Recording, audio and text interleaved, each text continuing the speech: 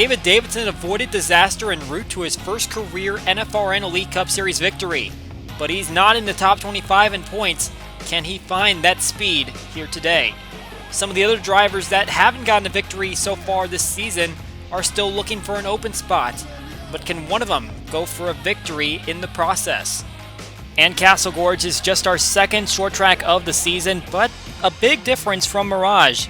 Which of that race's frontrunners can we expect to perform today?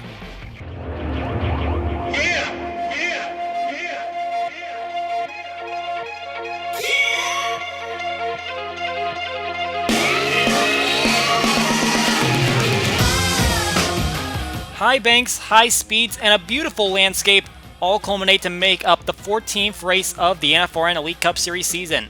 As the races wind down before the playoffs, drivers are on edge if they do not have a spot heading into the final 10 races. However, this could be a big opportunity for some of them to grab a victory.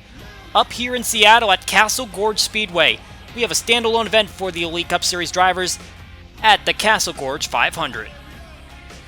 Hello again everybody, Colin Denton here on the call today for RVN, and we are just 3 races away from the end of the NFRN Elite Cup Series regular season. So many drivers have not punched a ticket into the playoffs that need to get a win here today at Castle Gorge in order to make the playoffs. David Davidson surprisingly won at Zenjoltis. However, that victory was not enough to get him into the top 25 in points, which he needs to be in if he wants to earn the playoff spot that he got with his victory. Just 12 points are between him and 25th place. He could make that point gap up. However, the way that his season's been going makes it very difficult to see if that's going to happen. However, that's what we do racing for, and he's got 3 races to make that up at an average of 4 points per race. Hopefully he can do that. Hopefully he can get that spot, but there are several other drivers that are hoping that he might not be able to, especially those at the cut line for an open spot. But there's a lot of drivers that are going to need to win today, and that's what they can do on this short and fast racetrack here at Castle Gorge up here in the mountains of the Northwest.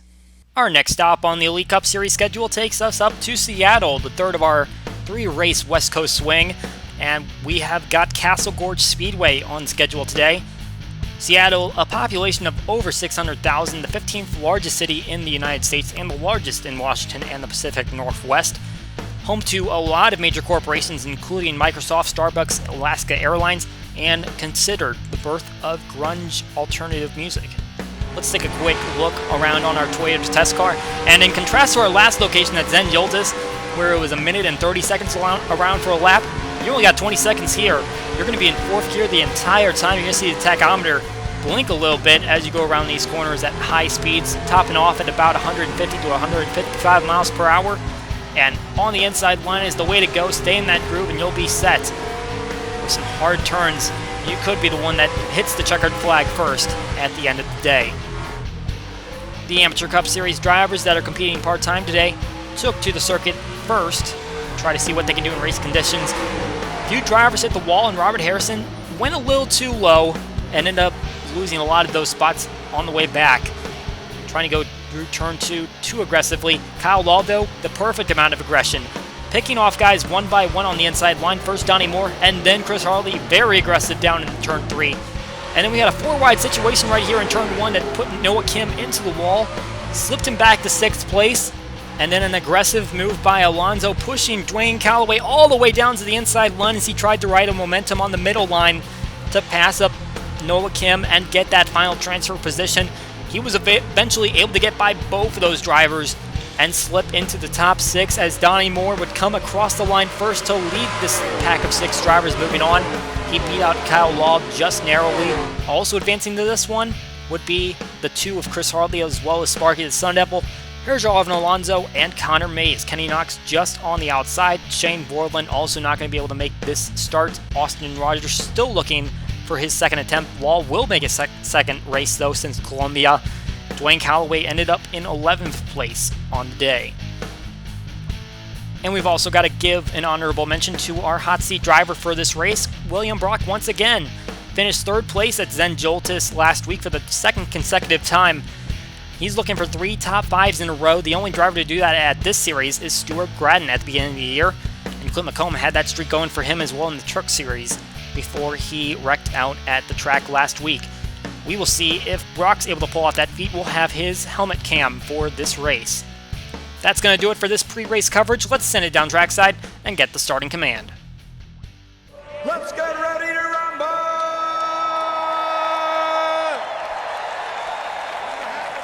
Drivers, start your engines! And stay up. All right, fire when you're ready. We're fired up. Get your earplugs out, folks, because it's going to be a loud one up in here today at Castle Gorge, this small bull ring out here in Seattle. Let's take a look at our starting grid to see what it will look like heading into the 14th race of the season. In the front row, we've got the other JR in the number 98 Aris Ford Fusion, who has 2 top 10s on the season, trying to make it 3 along with a victory. Caleb Campbell in the number 41 Shane's Ribshack Chevrolet SS finished 10th at Zen Joltis after a slump in his finishing results.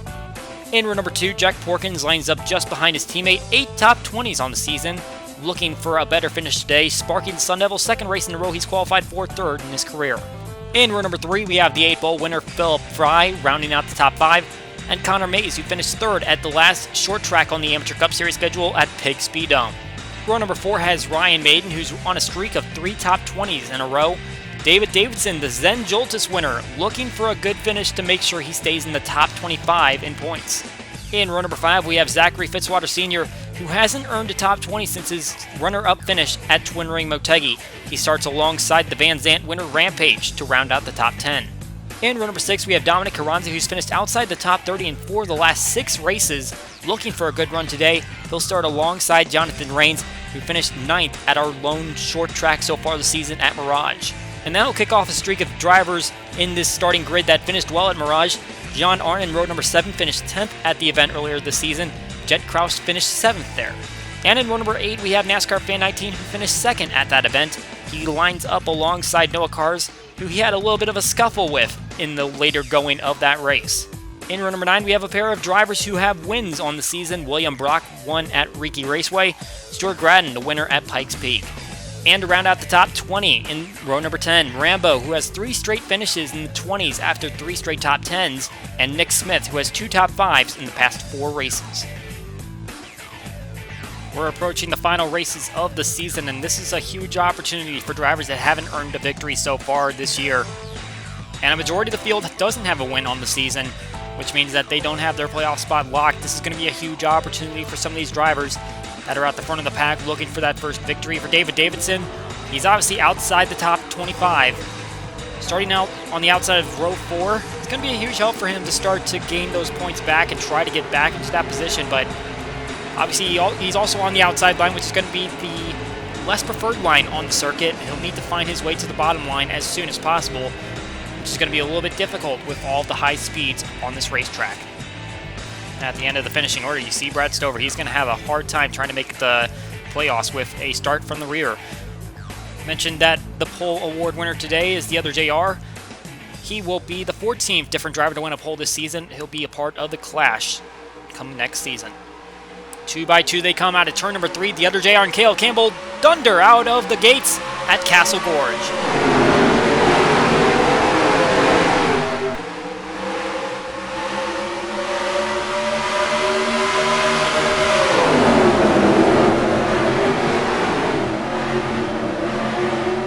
And already a problem in the rear of the field. Noah Ponser and Gerard Aron in the wall. The 92 grinds to a halt, smoke billowing from his race car. Gerard Aron, the other car involved, as he's going to go for a spin. Able to drive it away though, but he's got some damage to his side. There's Ponser up against the inside wall. Car is totaled. Definitely not going to get that one started again, as the field's going to cycle out. Jack Porkins leading the first lap, able to take the lead away from the first 2 drivers in the grid. Now let's see what happened here on lap number 1 in turn number 2. Julio Caesar drives it down into the corner, hits Adam Mundinger. A couple winners there make contact, end up going up the racetrack, hits Gerard Aron, forces him to slam into the outside wall. 0 in the 97 get away. But Aron on his spin comes back down the racetrack, hits the 92. And fortunate that was a two-car incident. It could have involved a couple others. Brad Stover and Eli Bright making some good evasive action there to stay out of it. From the onboard of Ponser, who made the slam.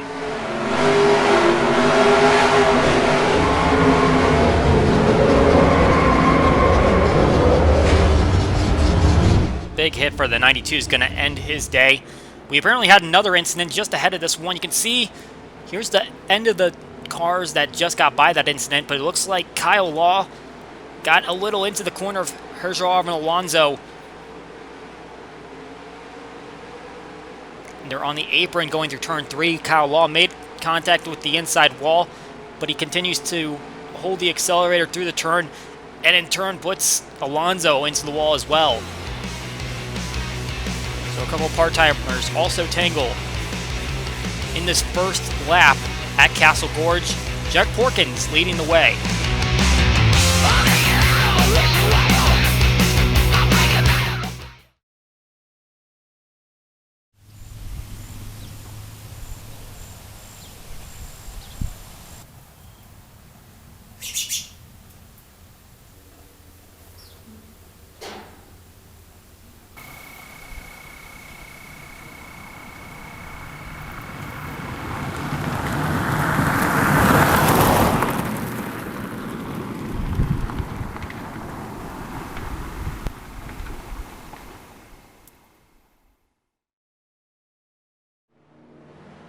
A first lap incident at Castle Gorge is going to see the exit of our first two drivers of the day. Noah Ponser not even able to complete a lap before he's out of the race. Gerard Aron able to wheel it away, but ultimately too much damage on his race car. He is also taking it behind the wall and calling it quits. Tough season for both of those drivers. As we see Jack Porkins going to lead the field around. Alonso fell down a lap after the contact that he made on the front stretch. You can see the skid marks there of his incident. You can see he's running a bit slowly, so obviously problems on that race car right now. And with that, he's going to hold up a few drivers on the way. As you can see, they're mostly single file. Way up the racetrack goes Noah Cars and William Brock. It's a little bit of a scuffle there. They're staying straight.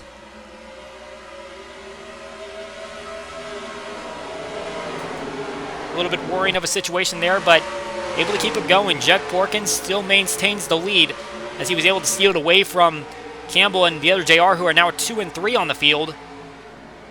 And looking to see if they can get by the 04. Obviously, the other JR teammates with Porkins. But now he's in a 3-wide situation as Campbell's on his inside. Philip Fry with a hard charge on the outside. Oh, and Ryan Maiden, who was just behind him, I think made contact with the wall. As you can see, the rest of the pack is still thinning out back here, but still very much all together. Falling behind the leaders, but still a huge pack here in the middle as they try to fight for position. And this pack is mainly forming because of Alonso, who's at the front of this field right here. Now Alonso's on the middle line. He's getting split. Jet Krause is the one that's getting held up right now. He was holding up Jonathan Rains for a point. But you can see the 34 dropping back a multitude of positions, which is the last thing he needs as he tries to get back into a top 10 position. Oh, there's contact from behind. Hits Mitchell Market, slides to the inside wall. He keeps it straight, and there's no caution flag. Green flag still in the air. But as we mentioned, Jet Cross could not have a bad day, and that's probably going to have some negative effects on him for the rest of this race. See Philip Fry now running in second place as he made the move on the 98. This is our second short track of the season. He finished 5th at Mirage earlier this year. Looking to see if he can make it 2 top 5s on the short tracks. Obviously, the win at 8 Bull has already clinched him into the playoffs. At least giving him a berth. He's still going to have to fight for the top 25 position, which he is in a solid position for right now. But the driver that is in danger is David Davidson. He's currently outside the top 25 after winning last week at Zen Joltis. Clearly not up to speed where he was at qualifying. He came in 12 points back of the cut line, which was held by Jonathan Rains. And so within the next 3 races, he's going to have to make those points back up if he wants to have a spot in the playoffs. And obviously that's something. Oh, we got trouble in the back. NASCAR Fan 19, Nick Smith. Go for a spin. Both hit the outside wall. Caution comes out. No one else hits them as the back of the field able to slow down in time, but trouble for the 64, who had some potential to go up there and contend for a playoff spot. Hopes are still alive, but now some damage here is going to have him a little bit further back in the field. Nick Smith's having a little bit worse of a season, and this really isn't what he wanted to see. However, the caution flag does fly on lap number 15, and this should open up the pit stops for the day. No one came in on the first stop, at least none of the leaders, but now we're going to see them all come down. I'm not seeing anyone staying out on the track right now, so it's going to be everyone coming down, probably for tires. I would imagine they're all going to go for 4. But we'll keep an eye on everyone that's coming in. We got Porkins, Philip Fry, Caleb Campbell, leading their respective manufacturers. Looks like we got the majority of these teams going for 4 tires. Saw one car flash across the top of the screen. That was Alonso, who has to wait a lap before he comes down and takes his service. A couple of leaders come out, and it's going to be Jack Porkins leading Philip Fry, and Ryan Maiden's going to gain a spot or 2 on this pit stop. And here's the order off of pit lane. Ryan Maiden's going to gain a spot off Caleb Campbell. Fitzwater beats Sparky, and then Graddon's able to pick up 2 spots to get into the top 10. So this is the first incident. This is what we saw with Jet Kraus. He's being hogged by Noah Cars on the back end after he's being held up by Alonso, who's obviously running a bit slow on the racetrack right now. Cars turns the 34 into Mitchell Mark, and Kraus is still going to be the one that goes around. He'll hit both ends of his race car on the inside wall, but ultimately he does not go for a spin, and that will keep the green flag out. Fortunately, though, it doesn't look like he ended up losing a lap. He's going to have that damage repaired, though, on this pit stop. And now here is what brought out the caution. So NASCAR Fan 19 in the back, and it looks like he just digs it a little too deep, hits the 18. Almost got away with it, but the 18's quarter panel hits the 64 anyway. NASCAR Fan 19 slams the door into the wall, and the 18 follows as such. But everyone just barely getting by. Baskinger, Aiden Shepard, Amos Ashley, they all just barely got by that 64 car as he came down the racetrack. And again, another fortunate incident where there wasn't more than 2 cars involved. Right on board the 64 car.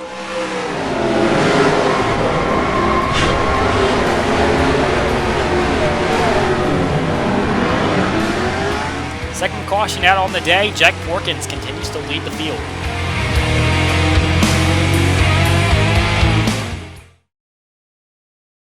The Gillette Young Guns. To me, shaving is just like racing. I'll do anything I can to get an advantage, so I use Mach 3 Turbo Champion from Gillette. It's the closest, most comfortable shave, even against the grain. It keeps me ahead of the competition. What are you doing in my car? Nothing. What are you guys doing? Nothing. Mach 3 Turbo Champion, the only razor used by the Gillette Young Guns.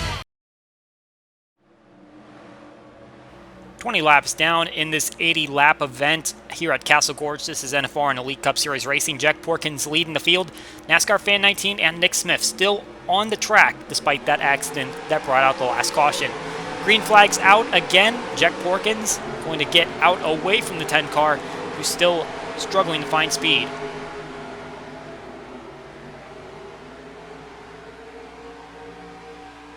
The drivers are mostly single file as they come through the second corner of this racetrack, shaped as a triangle. Very unique design for this racetrack, a short track of all things, and they are really making sure they get through these corners at high speed. Here's our hot seat driver, William Brock. We haven't seen him so far this race. He's kind of running mid-pack and trying to work his way through the field. You can see he's trying to get to the inside of Jonathan Rains, but that would force his 3-wide situation. Thinks better of it. He's going to keep it on the outside lane for now. And the inside line's really getting held up by Alonso. That's why the 23 went up there, and looks like that was a solid move by him. He's going to gain a lot of positions here. Also just saw Eric Monaco coming off of pit lane. There he is, and it looks like he got a passing penalty. You can see it here on that last restart. He went to the inside of Eli Bright, beat him back to the line, and that's a no-no. You cannot pass a driver on the inside. Coming to the green flag, he got hit with a stop-and-go penalty. That's going to put the 33 one lap back, and that is the last thing he needs as he also tries to go for a playoff position. There's the onboard from our pole sitter, the other JR. Currently in the 4th position now as Ryan Maiden's made his way to the inside, trying to fight for a position on Philip Fry for 2nd place. You can see just how intense these battles are as they try to go through these corners. Even on the inside line, it's not a definite advantage, but we typically see the drivers that make passes be able to make it on the inside. And there's trouble in turn 2. Brad Stover on his side. Amethyst Ashley also involved, and so is Johnny Gardner. Caution's out again, but huge disappointment for Brad Stover. Another incident in turn 3. 76 car goes around off the front of Nick Smith, which will cause him a few spots to the line. But for Stover, this was a huge opportunity for him to gain points back, even though he was starting at the rear of the field. Just had to keep it out of trouble, see if he could stay in the points position, but now his car is stalled on the racetrack. This is huge for his playoff hopes going forward. And now we've got some pit strategy. Some drivers are staying out on the racetrack. Philip Fry, I see Sparky, Jonathan Rains, William Brock Rambo, they're all staying out on the racetrack. The leader, Jack Porkins, comes down. Following him is Ryan Maiden. NASCAR Fan 19, the Toyota representative here. The other JR came down as well, Caleb Campbell.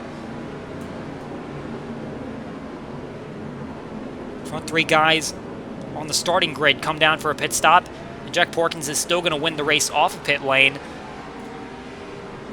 But this is definitely going to shuffle up the field. We'll have to see what kind of impact that makes. No one came down for tires, though. That was a fuel-only stop, so a little bit surprising to see. The 98 ended up losing 3 spots on the deal, though, so not a great stop for him, despite the fact that it was just fuel for the drivers. So let's take a look at what happened here. We saw the 3 drivers, they're 3 wide in this corner, and it looks like the 57 might have been drifting down the racetrack, maybe preparing to get in line behind the 55, but misjudged it. And there is how the 55 ends up on his side. The roof grinding against the outside wall. In turn 2, Ashley gets into his underside, which is definitely not going to help him. And Johnny Gardner obviously also involved. Fortunate for Gardner, he's already got his win on the season. He just has to make sure he doesn't fall too far back in the point standings, but getting involved in incidents like this is not going to help. Onboard Amethyst Ashley. And I could see where she was going with that. It looks like the inside line started to slow up compared to how fast she was running.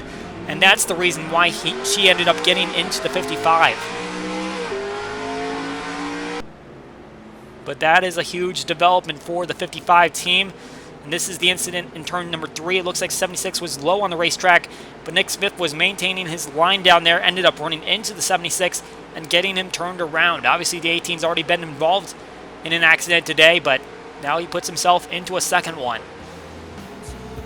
More trouble just a third of the way into this race, and pit strategy is going to shuffle up this leaderboard. We'll take a look at it when we get back.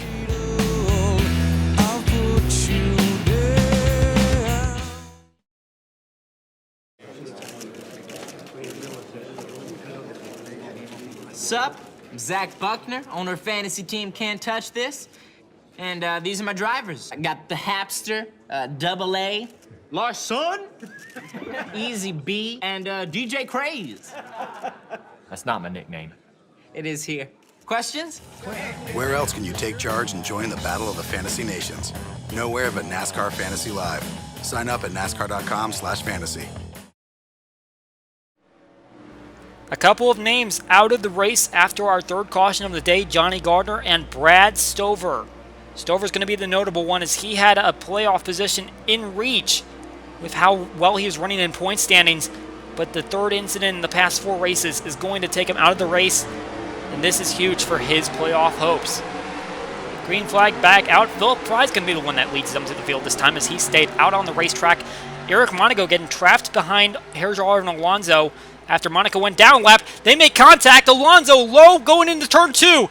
And he's going to come up at the racetrack into Stephen Willie and Monaco. And a huge incident here. Jack Porkins involved. Multi-car accident, but the 04, who was leading the majority of this race, gets taken out in the first lap back. Car is crunched and it's not going anywhere. And there are the 3 cars that kind of started this entire incident. John Arndt's also involved. Heavy damage to his race car.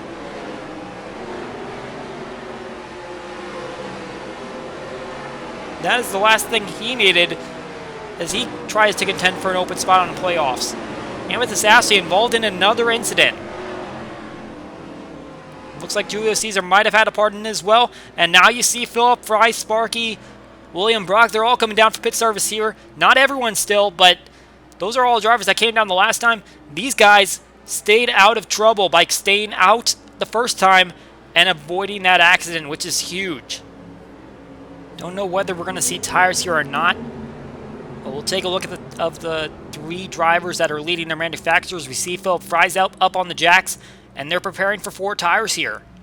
So while the drivers that came last time had no tire stops, looks like the majority coming here are going to take 4.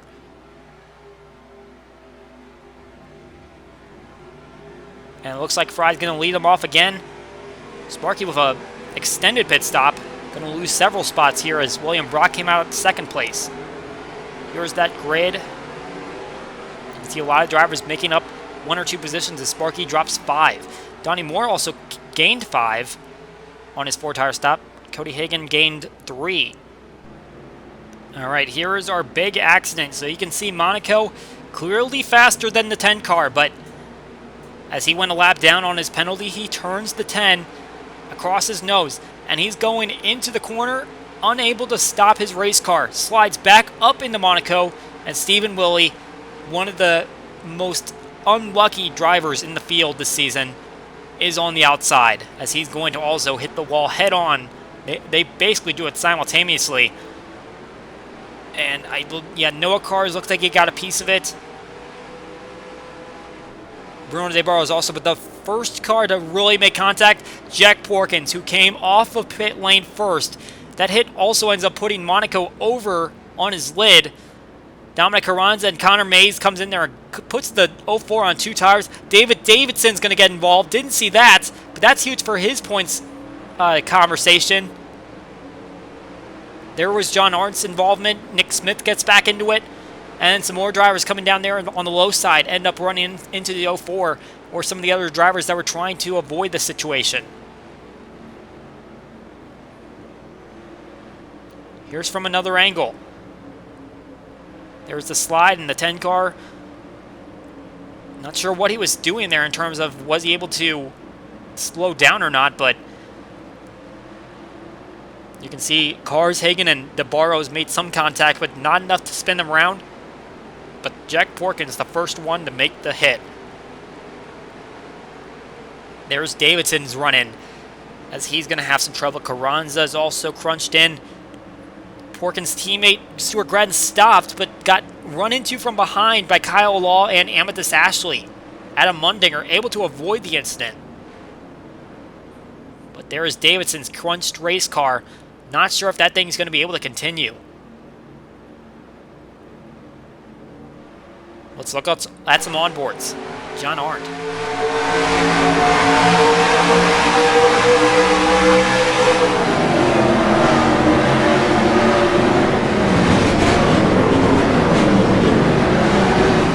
He's very indecisive where to go there, and he ended up making contact with the 62 car. One of those original cars in the incident. Here's Jack Porkins.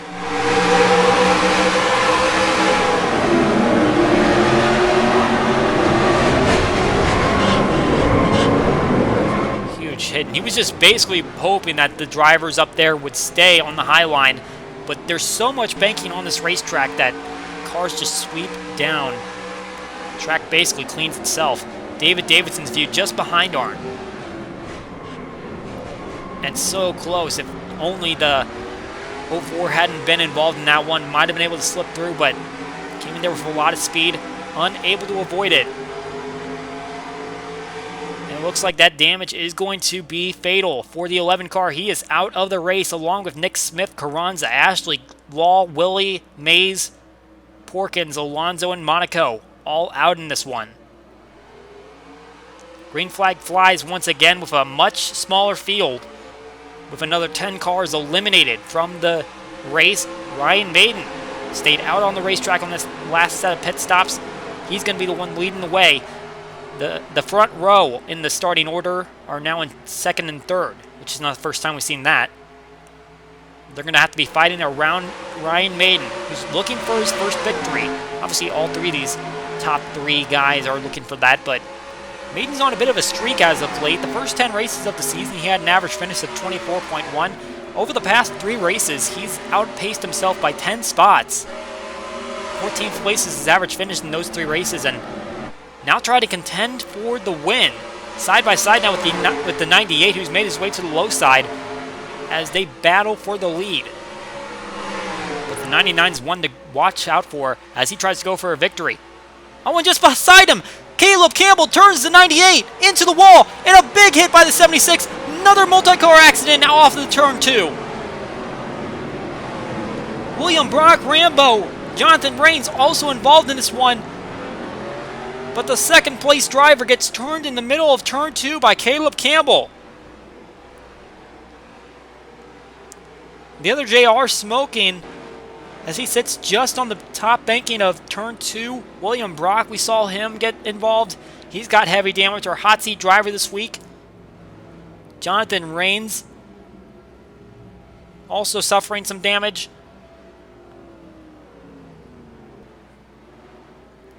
Another huge incident as turn 2 continues to be relentless.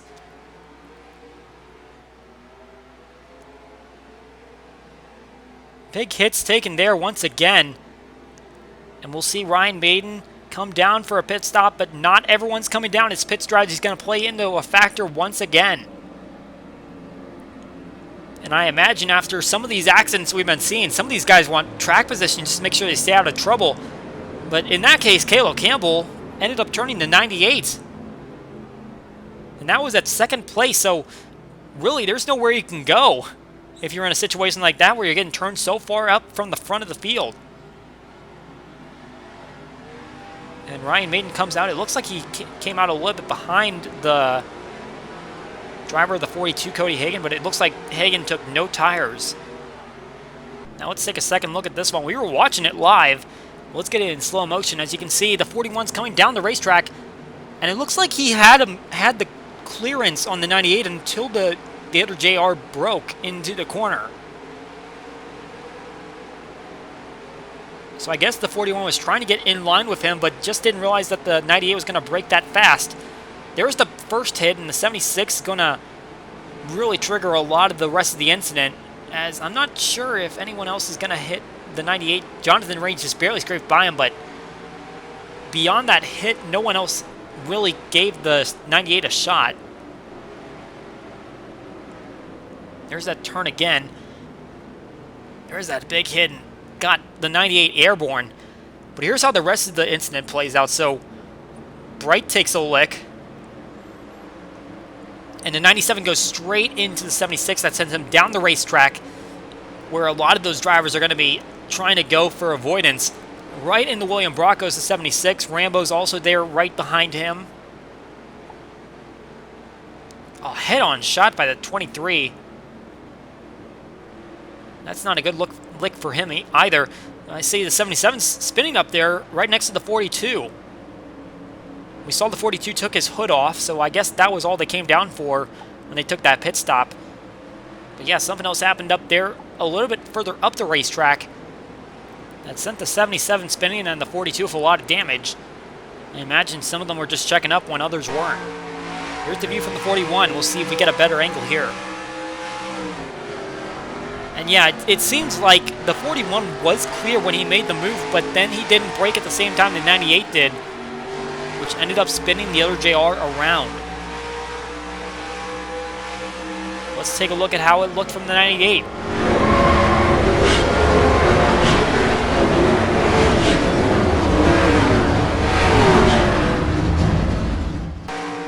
And also from the 76, who gave him the first shot.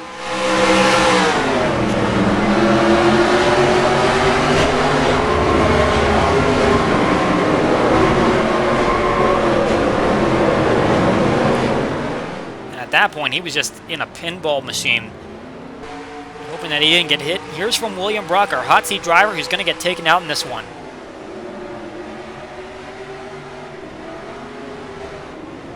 Oh man, he was the first one to run right into him. Car in front of him was able to escape anything. So despite this multi-car accident, there's only 2 drivers that are going to drop out, and those are the 2 that made heavy contact with each other. The other JR and Dale Jr. Fan 88-83. Became runner-up at St. Joltis last weekend, and this is going to be a hard pill for him to swallow as he's now out of the race.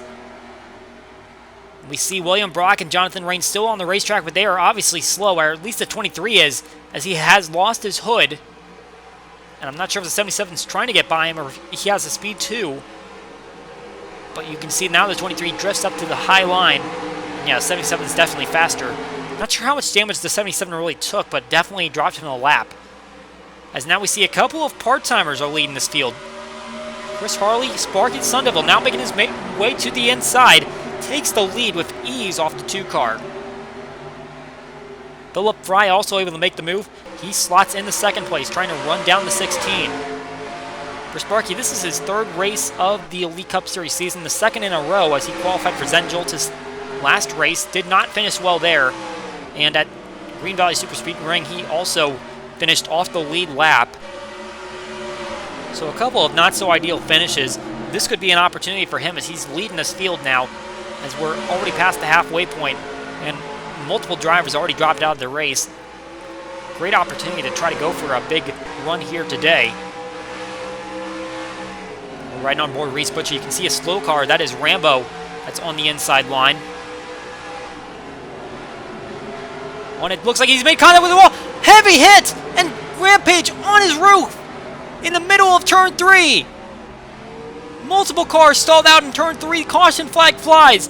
And big hits taken all around.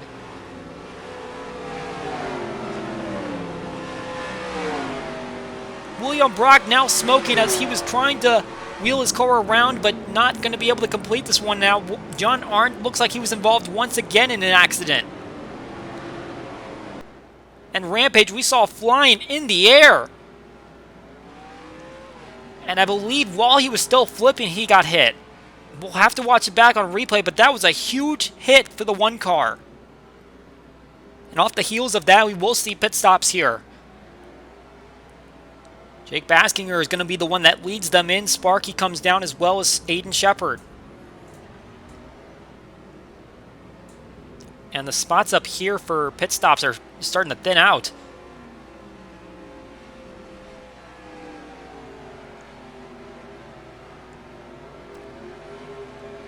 Looks like Fitzwater Sr. is going to be the one that actually leads them off pit lane. So 9 car is going to be the one that gets out in front. And there's a lot of drivers that got out here with no tire strategies. Look at these front 5. Fitzwater Sr., Caesar, NASCAR Fan 19, Caleb Campbell, Eli Bright, all going for no tires here as they try to gain track position. Let's see how this one got started. So we saw the slow car of Rambo. He was coming off pit lane, but it looked like he was almost coming on. And he hits the inside part of the pit wall, and he comes back up the racetrack in front of Rampage. I'm not sure about that one. And Tyler Markell is also going to slam into the 4. Those 3 go up the racetrack. And the contact with the wall and the 48 sends the one over. Bruno De Barros hits him in midair. And look at Ryan Maiden slip right under the 1 car. That is huge for both of those drivers right there. And Cody Hagan hits him while he's upside down. What an adventure the 1 car goes for, and we're going to have to see if he's all right because that was a huge hit for him. This gives me the vibes of an incident we saw back at Quarter Slammer in Season 1, where I believe NASCAR man number 1 in the 33 got hit while he was in midair. And you can see the rest of this incident all take place. John Arndt got in there late, so did William Brock. Stuart Gradden down there on the bottom line with another car. I think that's Eli Bright. They're just kind of both they're just kind of stood out there.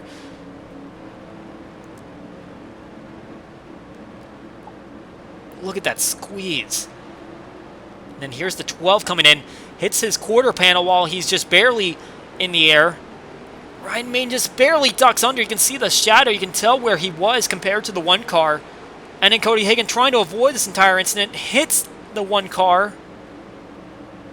Sends him flying for a little bit further.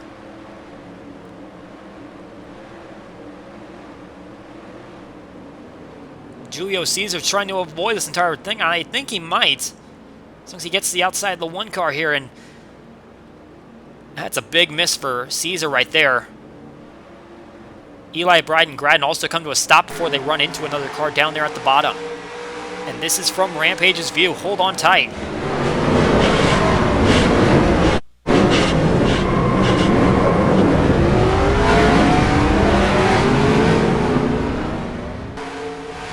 And from William Brock's on board. Oh man, he came in there really late. Pretty poor spotting right there. I believe he could have had time to either go higher or stay on the brake. Trying to gain a little too much right now as he is still damaged and off the lead lap. Looks like his day, though, is done.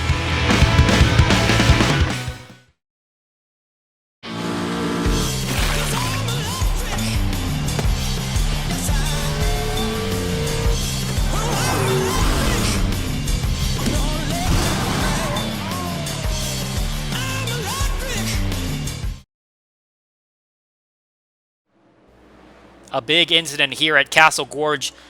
Takes out 5 drivers: Rampage, Reigns, Hagan, Rambo, and Brock. All out after the crash in Turn 3. I imagine that they're going to take a look at this incident. The league is. Put it under review, as every incident is under review, but obviously that one looked a little bit more questionable with Rambo running straight into the inside wall. He was coming down for the pit stop. And trouble! Off of the green flag, John Arndt hits the wall along with Ryan Maiden and Jet Krause. And Maiden had such a good day going for him, but now he's involved in this one.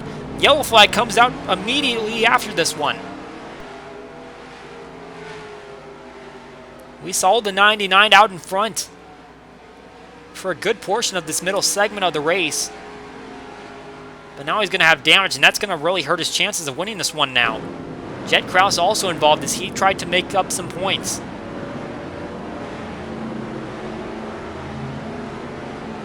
You can see just how hard of a hit he took.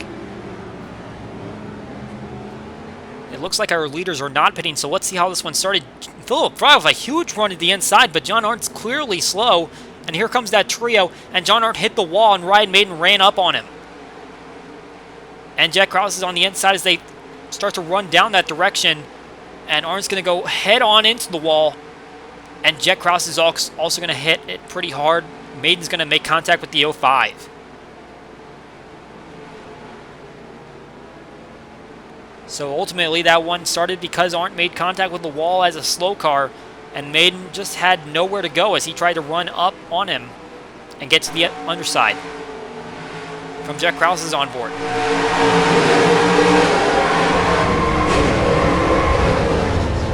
Almost looks like he was going to get away scot-free and ultimately going to get spun around in this one.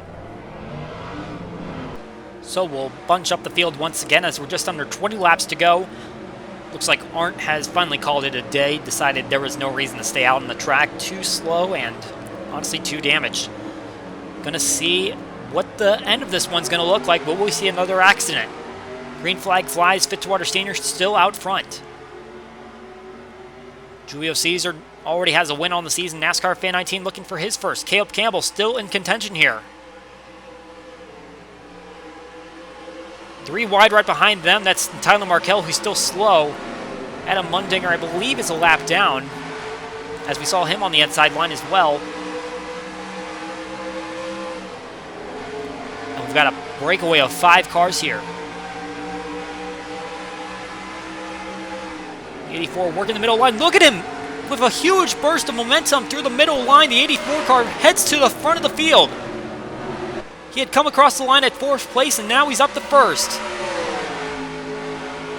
We talked about the streak Maiden was having. How about Baskinger? 3 top 15s in a row with an average finish of 11th. And we just saw him show up with some speed as Fitzwater Sr. now trying to contest back to the inside line. We see the field has started to thin out. Some with damage, some without, but still trying to work their way up to the front.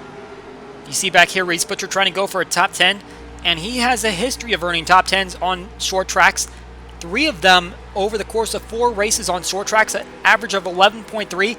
The only track he doesn't have a top 10 at, Mirage, where he was leading, but had problems on pit lane, ended up finishing 31st. Now trying to see if he can get some redemption. But he's got traffic right behind him trying to go for a position. Aiden Shepard and Noah Cars makes it 3 wide in the middle of the corners. Back at the front of the pack, Fitzwater Sr. still contesting with the 84 car for the lead. And here comes Sparky on the inside line. NASCAR Fan 19, his teammate, on the outside. And the 16 tries to shove his nose underneath the 9 as the 9 of Fitzwater Sr. slips up the racetrack. And now Sparky trying to contest for the lead.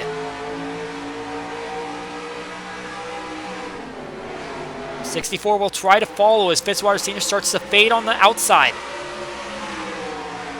Looks like the 64 slipped up as he will stay back in 4th place. We're starting to see which of the drivers can start to win this one. And we're on probably our longest green flag stretch that we've had since I would say right after the first caution before the second one. And when they get on a green flag run, this is some pretty entertaining stuff. This is like slot cars going around the racetrack. And Sparky trying to make a move to the inside. Looks like he's got him cleared. Not quite, and still right there on his quarter panel. And now the 16 clears the 84. Sparky to the lead with 11 laps to go.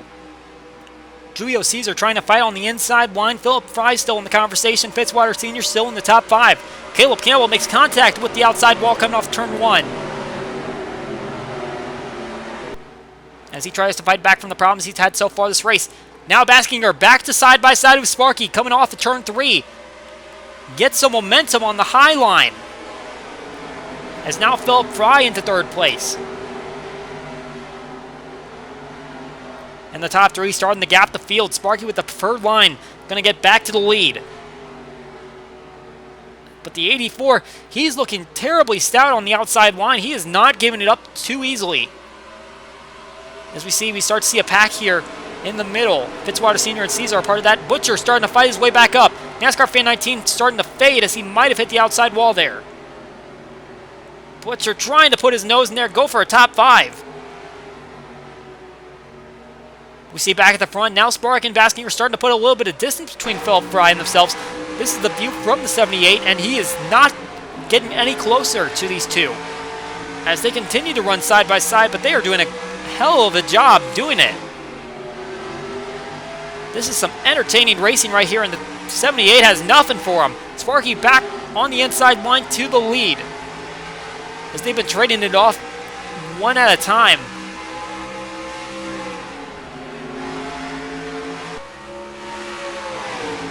This could be a big break for the 16 driver who has a victory in the Amateur Cup Series. Not at the Elite Cup Series level, though. But the 84 is still maintaining that momentum, trying to see what he can do to get to the high side and past the 16. And now he tries the crossover on the inside going into turn 1. And he's able to hold it down, still at his corner panel, and Baskinger to the inside. Still trying to clear him, and he does. Nope, not quite. And now he clears the 16 with 5 laps to go in this one. Sparky's trying to fight to the outside line again.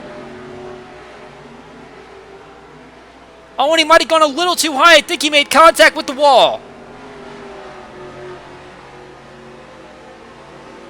Sparky might have made a mistake right there. Baskinger trying to pull away now with that possible wall scrape.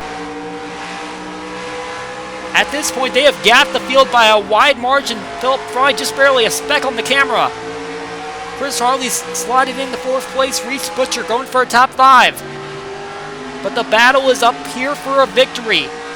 One can go to the playoffs with it, the other just going for a win in itself.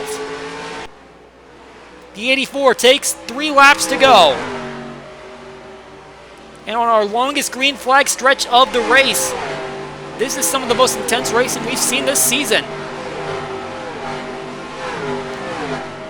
But at the moment, the 16 might have made his car just a little bit loose as he possibly made contact with the wall coming off of turn 1. 2 laps to go as they come around the corner. And all the 84 has to do is hit his marks. Jake Baskinger has had an up and down season, a lot of mid-pack runs, occasionally peaking inside the top of the charts. But he does not have a win so far this season. White flag waving in the air, a few slow cars out in front. The question is though, will they actually catch them for it to make a difference? The distance is still being kept between the 84 and the 16.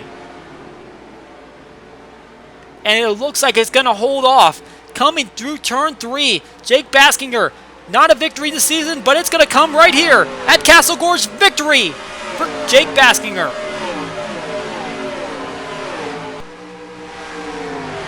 What a victory for the 84 car. And that, for a driver who was so close on the cut line for an open points position, is a huge break as he looks like he is headed to the playoffs.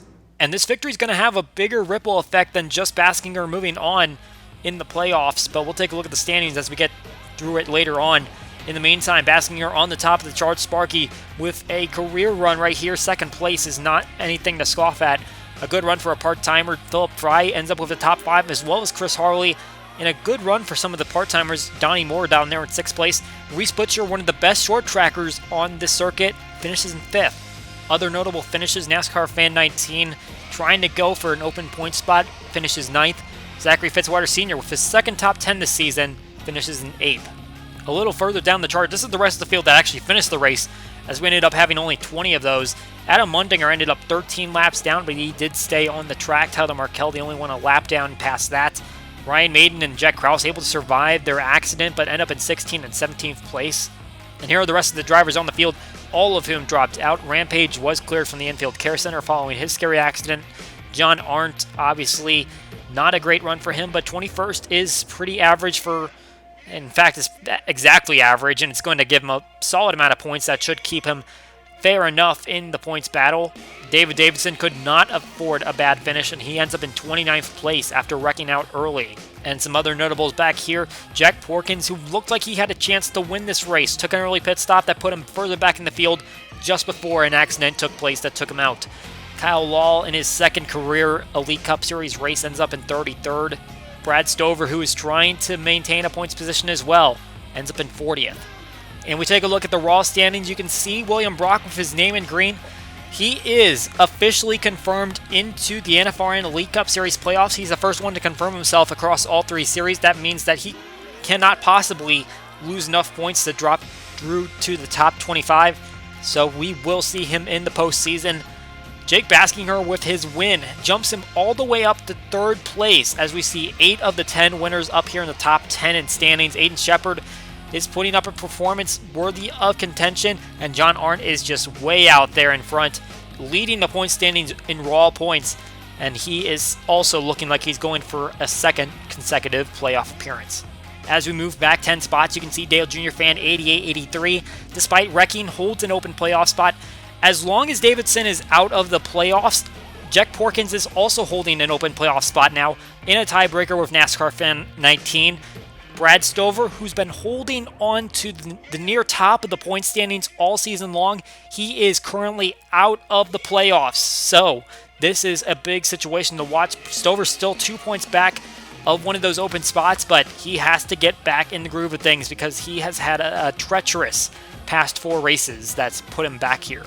And the difficult day for Davidson is going to put him back to 30th place in standings. Now, he's still 13 points back of the cut line, which isn't very far from where he was at the beginning of the race. He was 12 points back, but still, he has to make up those points in these next 2 races, or he is not going to be a part of the playoffs. So this is a dire situation for him to run well in these final couple races. Further back, we see a few drivers that placed in the top 20 today. Chris Harley and Donnie Moore obviously in the top 10, as well as Zachary Fitzwater Sr. Eli Bright and Tyler Markell, I believe they were also able to finish out the race, so they had solid finishes as well. And with continuing bad luck, Stephen Willey continues to hold the final spot in the full-timer standings, and he's still the only one that is confirmed out of contention for the playoffs. So we take a look at the chase grid as it stands, and William Brock, with his name in green, is clinched into the playoffs. 9 other drivers that have won races so far this season are in the top 25 at the moment. 4 drivers that could get in on points. That 4th one depends on if Davidson is able to get back into the top 25, as he's 13 points back at that right now. And you can see 5 of the other drivers that could have a shot at getting up into those positions if they're able to get very solid runs in the late going. Quick look at the team standings, and I believe that nothing has really changed, although Ramco has pulled out to a little bit more of an extensive lead, as NASCAR Fan 19 and Sparky both finished in the top 10, and that was able to get them a little bit of a run over RPG7, who had 2 of their cars crash out. And as far as Rookie of the Year standings go, Stuart Gratton has a new face joining them at the top in standings. Philip Fry, with his 3rd place run today, ties Stuart Gratton on the Rookie of the Year chart. Brad Stover, with his terrible run today, is going to slip back a little bit, as Jake Baskinger, the winner today, jumps all the way to 5th place. Well, I have to say this is probably one of the most intense races we've seen so far this year, and with 2 races left in the regular season, the intensity is only going to grow. Next time we go racing in the Elite Cup Series will be at Peoria for the throwback race, but our next racing action will take place with a pair of road courses in the Truck and Amateur Cup Series at 2 different locations as well. We hope you'll continue to watch all the excitement across all 3 series. For NFRN and RVN, my name is Colin Denton, and we hope to see you next time.